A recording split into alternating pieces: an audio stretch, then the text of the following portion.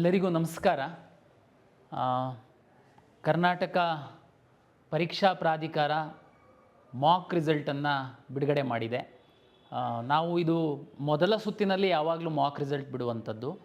ಎರಡನೇ ಸುತ್ತಿನಲ್ಲಿ medical dental add ಆಗಿದ್ದರಿಂದ ಮತ್ತು ಅನಿವಾರ್ಯವಾಗಿ ಪೋಷಕರು ಮತ್ತು ವಿದ್ಯಾರ್ಥಿಗಳ ಹಿತದೃಷ್ಟಿಯಿಂದ ಸಮಯ ತುಂಬ ಕಡಿಮೆ ಇದ್ದರೂ ಸಹ ನಾವು ಮಾಕ್ ರಿಸಲ್ಟನ್ನು ಬಿಡುಗಡೆ ಮಾಡಿದ್ದೀವಿ. ಇದರಲ್ಲಿ ಇಂಜಿನಿಯರಿಂಗ್ ಕೋರ್ಸ್ಗಳು ಸೇರಿದಂತೆ ತಮಗೆ ಒಂದು ಐಡಿಯಾ ಬಂದಿದೆ, ನಿಮಗೆ ಯಾವ ಕಾಲೇಜು ಸಿಗ್ಬೋದು, ತಮ್ಮ ಸ್ಥಾನ ತಮ್ಮ ರ್ಯಾಂಕು ಎಲ್ಲಿದೆ ಅಂತನ್ನುವಂಥದ್ದು. ಇದರಿಂದ ತುಂಬ ಸಹಾಯ ಆಗಿದೆ ಅಂತ ನಾನು ಭಾವಿಸ್ತೀನಿ. ಮಾಕ್ ರಿಸಲ್ಟ್ ಆದಮೇಲೆ ಸಹ ನಾವು 20ನೇ ತಾರೀಕು ಬೆಳಗ್ಗೆ 9 ಗಂಟೆ ತನಕ ಪೋರ್ಟಲ್ನ ಓಪನ್ ಇಟ್ಟಿದ್ದೀವಿ. ಈ ಸಂದರ್ಭದಲ್ಲಿ ಎಲ್ಲ ವಿದ್ಯಾರ್ಥಿಗಳು ಮತ್ತು ಪೋಷಕರಿಗೆ ನಾನು ಹೇಳುವಂಥದ್ದು, ತಮಗೆಲ್ಲ ಗೊತ್ತಿರುವಂತೆ ನೀಟ್ ಫಲಿತಾಂಶ ಬಂತು. MCC ಅವರು ಅಧಿಕೃತವಾಗಿ ಸೀಟ್ ಮ್ಯಾಟ್ರಿಕ್ಸ್ ಹಾಕಿದರು. ಕೌನ್ಸಿಲಿಂಗ್ ಆಪ್ಷನ್ ಎಂಟ್ರಿ ಸಹ ಶುರು ಮಾಡಿದರು.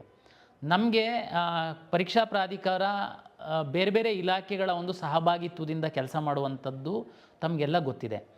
ಮೆಡಿಕಲ್ ಎಜುಕೇಷನಿಂದ ಡೆಂಟಲ್ಲು ಮತ್ತು ಮೆಡಿಕಲ್ದು ನಮಗೆ ಸೀಟ್ ಮ್ಯಾಟ್ರಿಕ್ಸ್ ಬರಬೇಕಾಗಿತ್ತು, ಶುಲ್ಕ ಬರಬೇಕಾಗಿತ್ತು. ಈ ವರ್ಷ ಕೆಲವೊಂದು ಲಿಂಗ್ವಿಸ್ಟಿಕ್ ಮೈನಾರಿಟಿ ಕಾಲೇಜ್ದು ಡಿಸಿಷನ್ ತಗೊಳ್ಬೇಕಾಗಿತ್ತು. ಯಾವುದು ನಮಗೆ ಆಪ್ಷನ್ ಎಂಟ್ರಿ ನಾನು ಓಪನ್ ಮಾಡಿದಾಗ ಬರಲಿಲ್ಲ. ಅದು ಬರೋ ತನಕ ನಾನು ಓಪನ್ ಮಾಡಬಾರ್ದು ಅಂತಂದರೆ ನೀವೆಲ್ಲ ತುಂಬ ಗೊಂದಲದಲ್ಲಿದ್ದಿರಿ. ಹಾಗಾಗಿ ನಾನು ಅನಿವಾರ್ಯವಾಗಿ ಓಪನ್ ಮಾಡಿದೆ. ಅದಾದಮೇಲೆ ನಮಗೆ ಶುಲ್ಕಕ್ಕೆ ಸಂಬಂಧಪಟ್ಟಂಥದ್ದು ಆದೇಶಗಳು ಬಂದಿದೆ. ಕೆಲವು ವಿದ್ಯಾರ್ಥಿಗಳಿಗೆ ಅದು ಮಾಹಿತಿ ಇರಲಿಕ್ಕಿಲ್ಲ.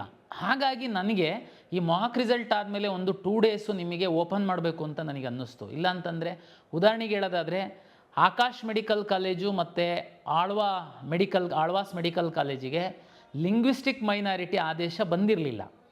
ಆಲ್ಮೋಸ್ಟ್ ಆಲ್ ನಾವು ಕಾಲೇಜನ್ನು ಡಿಸ್ಪ್ಲೇ ಮಾಡಿದ್ವಿ. ಸೀಟ್ ಅಲಾಟ್ಮೆಂಟ್ ಮಾಡುವಾಗ ನಾವು ರೇಷಿಯೋ ಅಷ್ಟೇ ಚೇಂಜ್ ಆಗುತ್ತೆ ಅಂತೇಳಿ ಇವನ್ ಸೀಟ್ ಮ್ಯಾಟ್ರಿಕ್ಸ್ ಸಹ ನಾವು ಮೊದಲವ್ರು ಕೊಟ್ಟರು, ತೆಗೆದ್ರು, ಮತ್ತೆ ನಾವು ಹಾಕಿದ್ವಿ.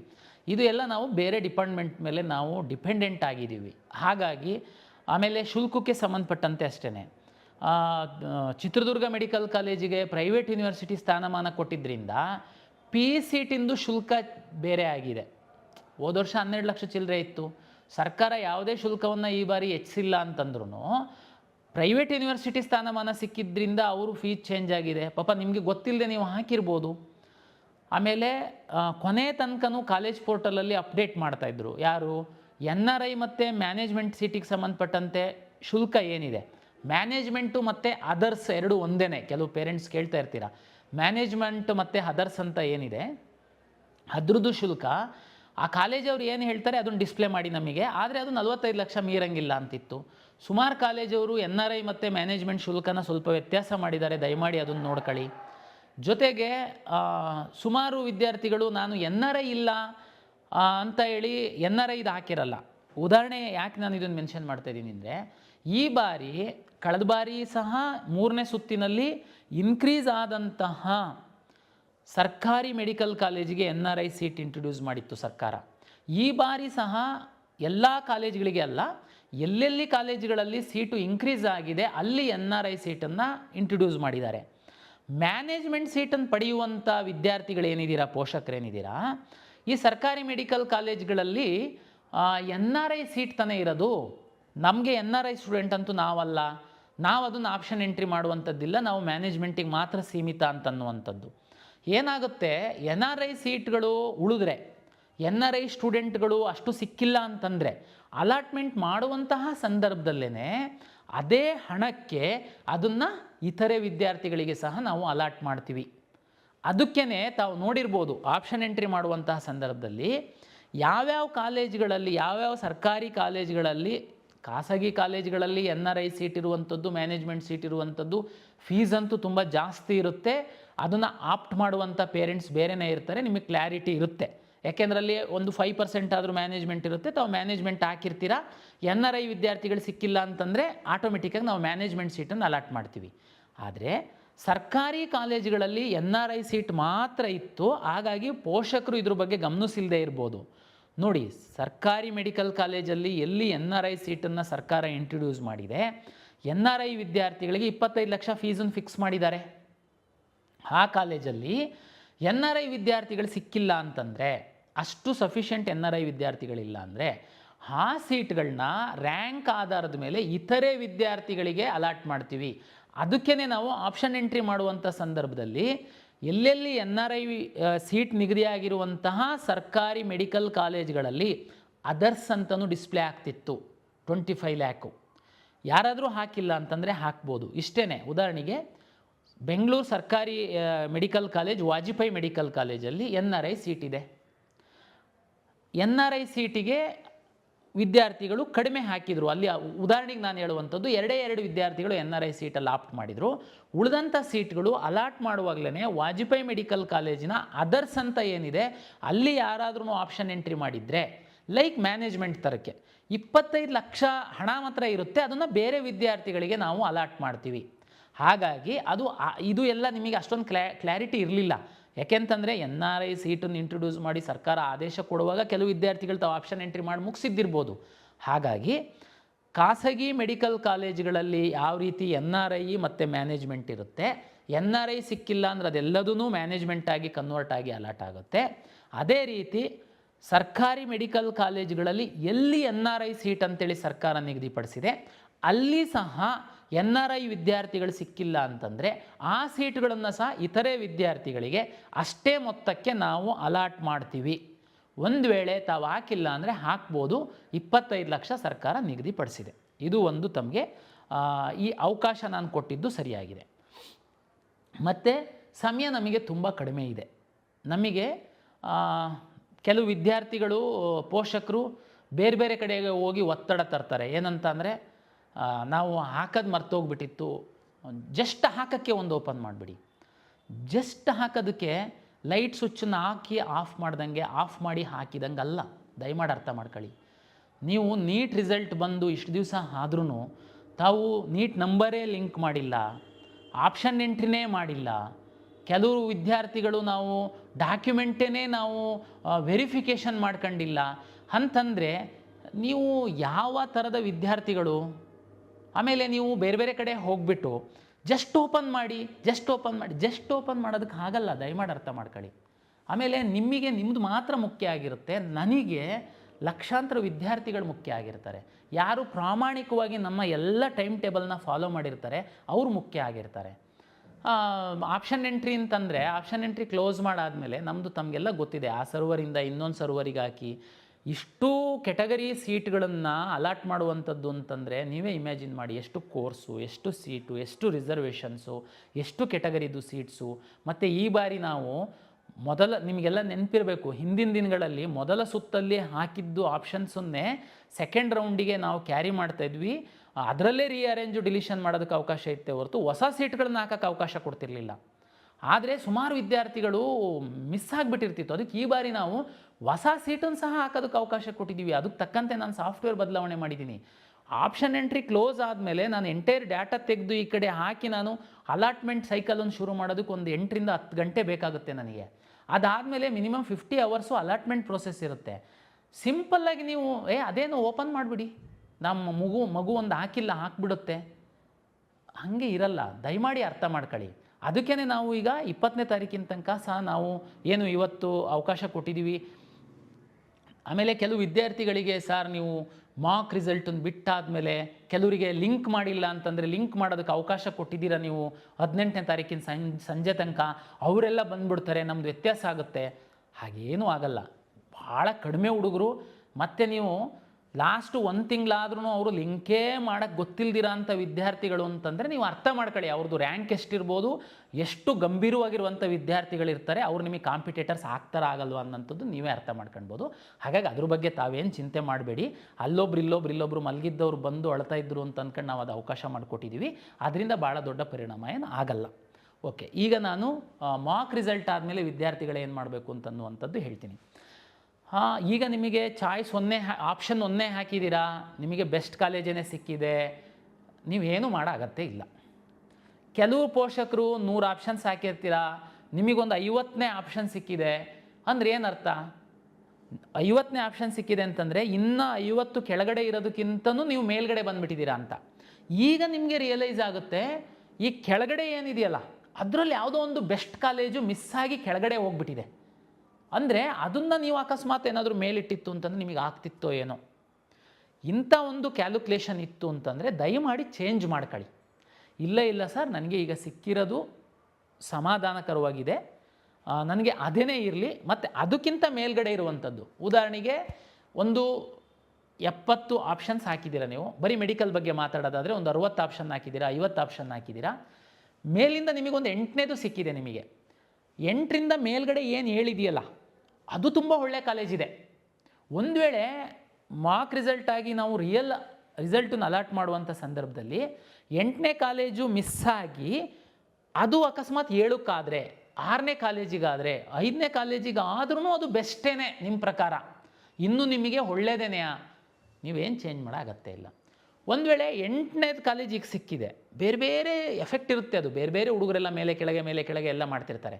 ಒಂದು ವೇಳೆ 8ನೇದು ಮಿಸ್ ಆಗಿ ಅದು 9ನೇದು ಸಿಕ್ತು ಅಥವಾ 10ನೇದು ಸಿಕ್ತು, ಓಕೆ ಸರ್, ಅದು ಸಹ ಚೆನ್ನಾಗಿದೆ ನನ್ನ ಪ್ರಿಯಾರಿಟಿನಲ್ಲಿ, ನೋ ಪ್ರಾಬ್ಲಮ್. ಉದಾಹರಣೆ ನಿಮಗೆ 8ನೇ ಕಾಲೇಜು ಈಗ ಸಿಕ್ಕಿದೆ, 1ರಿಂದ 7 ಕಾಲೇಜ್ ಇನ್ನೂ ನಿಮ್ಮ ಲಾಗಿನಲ್ಲಿ ಮೇಲ್ಗಡೆ ಇದ್ದಾವೆ. 7ನೇ ಕಾಲೇಜು ನಿಮಗೀಗ ಇಷ್ಟ ಇಲ್ಲ, ಈಗ ಸಿಕ್ಕಿರೋ 8ನೇ ಕಾಲೇಜ್ ಇದೆಯಲ್ಲ ಅದು ಇಷ್ಟ ಇಲ್ಲ. ಈಗ ನೀವು ಹಾಕ್ಬಿಟ್ಟಿದ್ರಿ, ಈಗ ಸಿಕ್ಕಿದೆ, ಈಗ ಸ್ವಲ್ಪ ಗೂಗಲ್ಲು ಅದು ಇದು ಎಲ್ಲ ಕಾಲೇಜ್ ಮಾಡಿ ನೋಡಿದ್ರಿ, ನೀವು ನೋಡಿದಾಗ ಆ ಕಾಲೇಜು ಓಕೆ ಇದೆ, ಅದಕ್ಕಿಂತ ಕೆಳಗಡೆ ಇನ್ಯಾವುದೋ ಕಾಲೇಜು ತುಂಬ ಚೆನ್ನಾಗಿರ್ಬೋದು, ಅದಕ್ಕಿಂತ ಮೇಲ್ಗಡೆ ಇರೋ ಕಾಲೇಜು ಅದನ್ನು ಬೇಡ ಸರ್, ಅದನ್ನು ನಾನು ರೀಅರೇಂಜ್ ಮಾಡ್ತೀನಿ, ಅದನ್ನು ತುಂಬ ತಗೊಂಡೋಗಿ ಕೆಳಗಡೆ ಹಾಕ್ತೀನಿ ಅಥವಾ ಡಿಲೀಟೇ ಮಾಡ್ತೀನಿ, ಮಾಡಬಹುದು. ಸರ್, ನಾನು ಇಷ್ಟರಲ್ಲೇ ಸಿಗುತ್ತೆ ಅಂತ ಒಂದು 10 ಕಾಲೇಜ್ ಹಾಕಿದ್ದೆ ಸರ್, ಆದರೆ ಈಗ ಅನ್ನಿಸ್ತಾ ಇದೆ ನನಗೆ 10 ಕಾಲೇಜಲ್ಲಿ ಸಿಕ್ಕಿಲ್ಲ, ಇನ್ನೊಂದು 2 ಕಾಲೇಜ್ ಹಾಕಿದ್ದಿದ್ರೆ ಸಿಕ್ತಿತ್ತು, ನನ್ನ ಮನಸ್ಸು ಚೇಂಜ್ ಆಗಿದೆ, ಹಾಕಿ, ದಯಮಾಡಿ ತಾವು ಹಾಕಿ. ಹಾಗಾಗಿ ಈ ಥರದ್ದು ಎಲ್ಲ ಅಂದರೆ ಇದೊಂಥರ ಫ್ರೆಶ್ ಆಪ್ಷನ್. ಸರ್, ಇದು ಮಾಕಲ್ಲಿ ಸಿಕ್ಕಿದ್ದೇ ನನಗೆ ಸಿಗುತ್ತಾ ಸರ್, ತುಂಬ ಚೇಂಜ್ ಆಗಿಬಿಡುತ್ತಾ ಸರ್? ನೋಡಿ, ಹಿಂದಿನ ನಮ್ಮ ಅನುಭವದ ಪ್ರಕಾರ ನಾನು ನಿಮಗೆ ಈಗಲೇ ತಮಗೆ ಗೊತ್ತಿರಬೇಕು, ಸುಮಾರು ಎಲ್ಲ ಪ್ರೆಡಿಕ್ಟ್ ಮಾಡಿದ್ದಂಥದ್ದೆಲ್ಲ ಮೇಲೆ ಕೆಳಗೆ ಆಗಿಬಿಟ್ಟಿದೆ ತಮಗೆ. ಲಾಸ್ಟ್ ಇಯರು ಅದರ ಹಿಂದಿನ ವರ್ಷದ ರ್ಯಾಂಕ್ ಎಲ್ಲ ನೋಡಿದರೆ, ಈ ವರ್ಷ ಬಿಕಾಸ್ ಆಫ್ ನೀಟ್ ಪರೀಕ್ಷೆ ಟಫ್ ಇದ್ದಿದ್ದರಿಂದ ಇವನ್ ಜನರಲ್ ಮೆರಿಟ್ ವಿದ್ಯಾರ್ಥಿಗಳಿಗೇ ಸಾಕಷ್ಟು ಕೆಳಗಿನ ರ್ಯಾಂಕ್ ತನಕ ಸಿಕ್ಕಿದೆ, ತಮಗೆಲ್ಲ ಗೊತ್ತಿದೆ. 12 ಲಕ್ಷದ್ದು ಸೀಟ್ ಎಲ್ಲದೂ ಸುಮಾರು ಕೆಳಗಡೆ ಅವ್ರಿಗೆ ತನಕ ಸಿಕ್ಕಿದೆ. ಹಾಗಾಗಿ ಪ್ರೆಡಿಕ್ಷನ್ನು 100% ಪರ್ಫೆಕ್ಟಾಗಿ ಮಾಡೋಕ್ಕಾಗಲ್ಲ. ಆದರೆ ಮಾರ್ಕ್ ರಿಸಲ್ಟ್ಗಿಂತ ಆಮೇಲೆ ನಮ್ಮದು ರಿಯಲ್ ರಿಸಲ್ಟು ತುಂಬ ಏರಪೇರಿ ಆಗಿಬಿಡುತ್ತಾ ಸರ್, ಸಮಸ್ಯೆ ಆಗುತ್ತಾ? ಇಲ್ಲ, ಖಂಡಿತ ಏರಪೇರಿ ಆಗಲ್ಲ. ಯಾಕೆ ಅಂತಂದರೆ ನಿಮ್ಮ ರ್ಯಾಂಕ್ ನಿಮಗಿರುತ್ತೆ, ಆ ಕಡೆ ಈ ಕಡೆ ತುಂಬ ನೀವು ವಿಚಾರ ಮಾಡಿನೇ ಹಾಕಿರ್ತೀರಾ, ಒಂದು 5-6% ವಿದ್ಯಾರ್ಥಿಗಳ ಮೇಲೆ ಕೆಳಗೆ ಮಾಡ್ಬೋದು.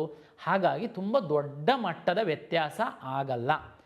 ಆದ್ರೂ ನೀವು ಈಗ ಏನಾದರೂ ಬದಲಾವಣೆ ಮಾಡಬೇಕು ಅಂತಿದ್ದರೆ ತುಂಬ ಫ್ರೆಶ್ ಮೈಂಡಲ್ಲಿ ಮೇಲಿಂದ ಒಳ್ಳೆಯ ಕಾಲೇಜುಗಳಿದಾವ ಅನ್ನುವಂಥದ್ದನ್ನೇ ಚೆಕ್ ಮಾಡ್ಕೊಂಡು ತಾವು ತಮ್ಮ ಆಪ್ಷನನ್ನು ರೀಅರೇಂಜ್ ಮಾಡೋದಾದರೆ ಮಾಡಿ. ಮತ್ತು ತಮಗೆಲ್ಲ ಗೊತ್ತಿರಬೇಕು, ಮಾರ್ಕ್ ಆದಮೇಲೆ ನಾವು ರಿಯಲ್ ರಿಸಲ್ಟ್ ಬಿಟ್ಟಾದಮೇಲೆ ಮತ್ತೆ ನೀವು ಸರ್ ಇಲ್ಲ ಅದು ಹಾಕಬಾರ್ದಾಗಿತ್ತು, ಇದು ಹಾಕಬೇಕಾಗಿತ್ತು, ಅವಕಾಶ ಇರಲ್ಲ. ಯಾವಾಗ ನೀವು ಅವಾಗೇನಿರುತ್ತೆ ಅವಕಾಶ? ಎನಿವೇ ಚಾಯ್ಸ್ 1 2 3 4 ಇರುತ್ತೆ, ಬಟ್ ಆದರೆ ಇಷ್ಟೊಂದು ಫ್ರೀಡಮ್ ಇರಲ್ಲ ನಿಮಗೆ ಅವಾಗ.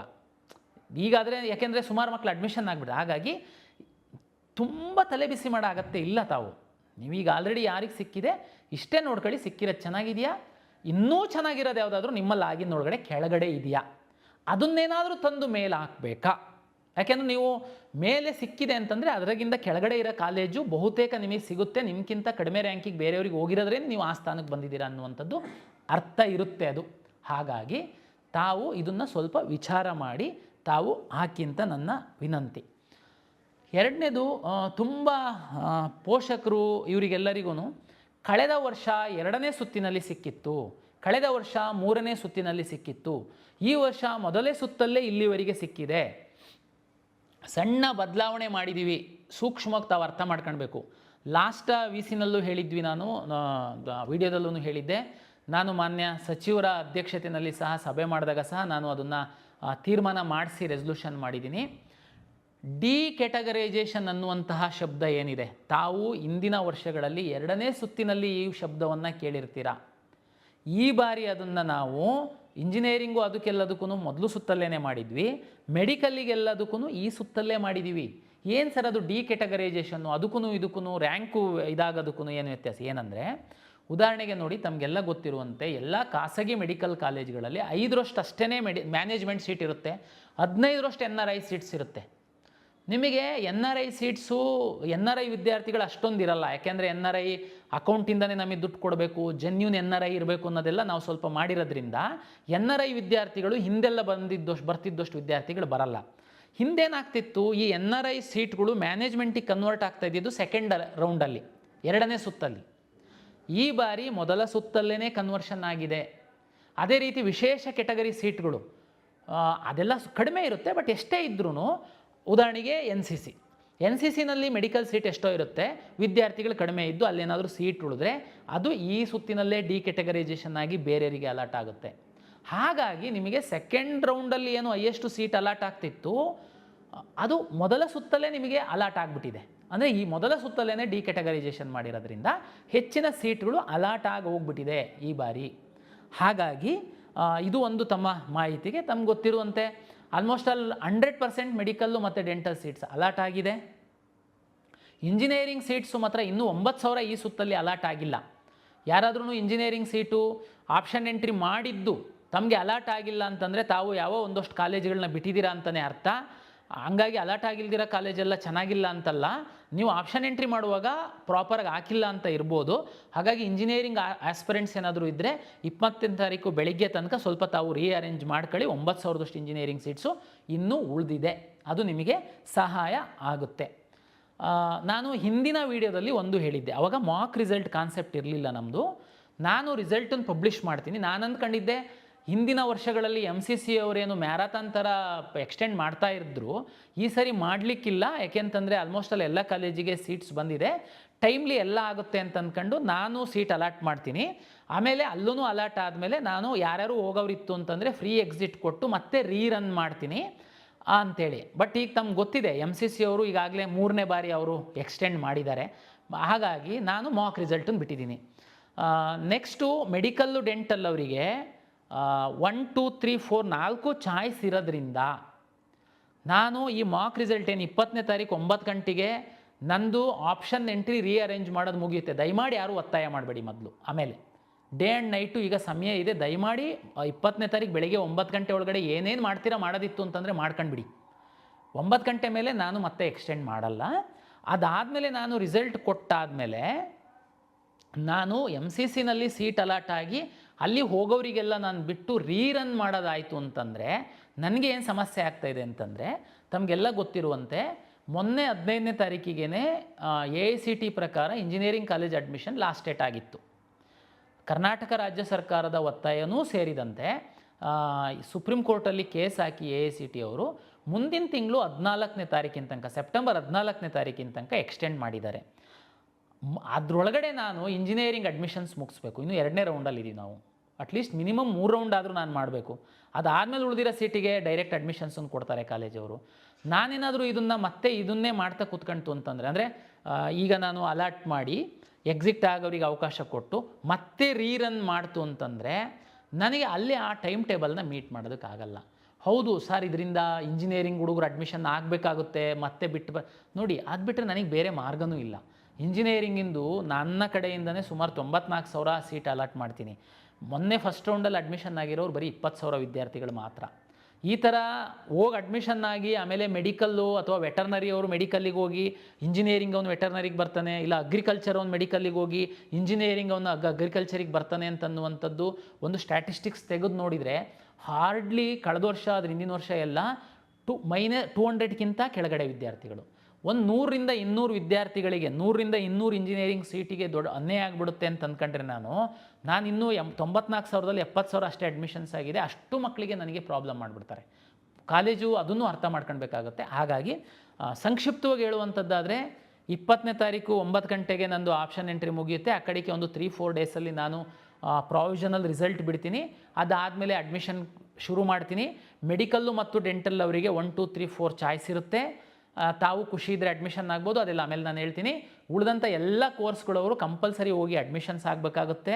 ಮುಂದಿನ MCC ಅವ್ರ ಪ್ರಕಾರ ನಾನು ಮೆಡಿಕಲ್ ಡೆಂಟಲ್ ಆಯುಷ್ ಮಾಡ್ತಿರುವಾಗ ತಮಗೆ ಇಷ್ಟ ಆಯಿತು ಅಂತಂದರೆ ತಾವು ಅಪ್ಗ್ರೇಡೇಷನಿಗೋಸ್ಕರ ಬರ್ಬೋದಾಗಿರುತ್ತೆ. ಸರ್ ಅದು ನಮಗೆ ಪ್ರಾಬ್ಲಮ್ಮು, ಇಂಜಿನಿಯರಿಂಗ್ ಹೋಗು ಬಾ ಹಂಗಿದ್ರೆ ನೀವು ಬೇಕಿದ್ರೆ ಇಂಜಿನಿಯರಿಂಗ್ದು ಕ್ವಿಟ್ ಮಾಡಿ ನೀವು ಮೆಡಿಕಲ್ ಅಷ್ಟು ಕಾನ್ಫಿಡೆನ್ಸ್ ಇತ್ತು ಅಂತಂದರೆ ಕಾಯ್ಕೊಂಡು ಸಹ ಕೂರ್ಬೋದಾಗಿರುತ್ತೆ. ಇದು ವಿದ್ಯಾರ್ಥಿಗಳು ಮತ್ತು ಪೋಷಕರಿತ ದೃಷ್ಟಿಯಿಂದ ಮ್ಯಾಕ್ಸಿಮಮ್ ಏನು ಮಾಡಲಿಕ್ಕಾಗುತ್ತೆ ಅದನ್ನು ನಾನು ಮಾಡ್ತಾ ಬರ್ತಾಯಿದ್ದೀನಿ. ಕೆಲವೊಮ್ಮೆ ಸಣ್ಣ ಒಂದು ನಂಬರ್ ವಿದ್ಯಾರ್ಥಿಗಳಿಗೆ ತೊಂದರೆ ಆಗುತ್ತೆ ಅನ್ನುವಂಥದ್ದು ನನಗೆ ಗೊತ್ತಿದ್ದರೂ ಸಹ ಹೆಚ್ಚಿನ ವಿದ್ಯಾರ್ಥಿಗಳ ಹಿತದೃಷ್ಟಿಯಿಂದ ಕೆಲವು ತೀರ್ಮಾನವನ್ನು ನಾನು ಮಾಡಬೇಕಾಗುತ್ತೆ. ಹಾಗಾಗಿ ತಾವು ಸಹಕಾರ ಕೊಡ್ತೀರಾ ಅಂತೇಳಿ ನಾನು ಭಾವಿಸಿದ್ದೀನಿ. ಎಗೈನ್ ನಾನು ಹೇಳ್ದಂಗೆ ಆಯುಷ್ ವಿದ್ಯಾರ್ಥಿಗಳು ಕೆಲವರು ಇದ್ದೀರಾ, ಸಿಕ್ಕಲಿಲ್ಲ ಮೆಡಿಕಲ್ ಅಂದ್ರೆ ಹೋಗೋರು ಇದ್ದೀರಾ, ಕೆಲವರು ಇಲ್ಲ ನಾನು ನೇರ ಆಯುಷಿಗೆ ಹೋಗಬೇಕು ಅಂತಲೇ ಇದ್ದೀರಾ.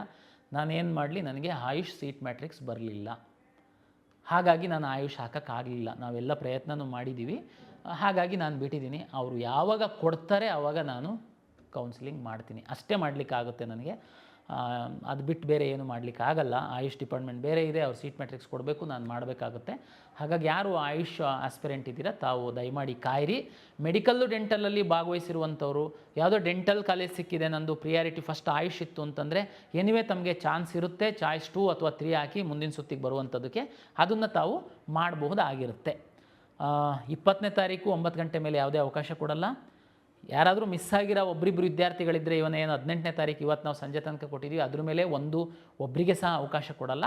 ದಯಮಾಡಿ ಆ ಸದುಪಯೋಗ ಪಡಿಸ್ಕೊಂಡು ಕೌನ್ಸಿಲಿಂಗ್ ಬರೋದಾದರೆ ಬನ್ನಿ, ಇಲ್ಲ ಅಂತಂದರೆ ದಯಮಾಡಿ ನಮಗೆ ಒತ್ತಡ ಹಾಕಬೇಡಿ ಅಂತೇಳಿ ಹೇಳ್ತಾ, ಯಾರಿಗೆ ಮಾಕಲ್ಲಿ ಒಳ್ಳೆ ಸೀಟ್ ಸಿಕ್ಕಿದೆ ಶುಭಾಶಯಗಳು ತಮಗೆ. ತಾವು ಸ್ವಲ್ಪ ಇನ್ನೊಂದು ಸರಿ ತಮ್ಮ ಆಪ್ಷನ್ ಎಂಟ್ರಿದನ್ನು ಸ್ಟಡಿ ಮಾಡಿ ತಾವೇನಾದರೂ ಮಾಡೋದಿತ್ತು ಅಂತಂದರೆ ಮಾಡಿ.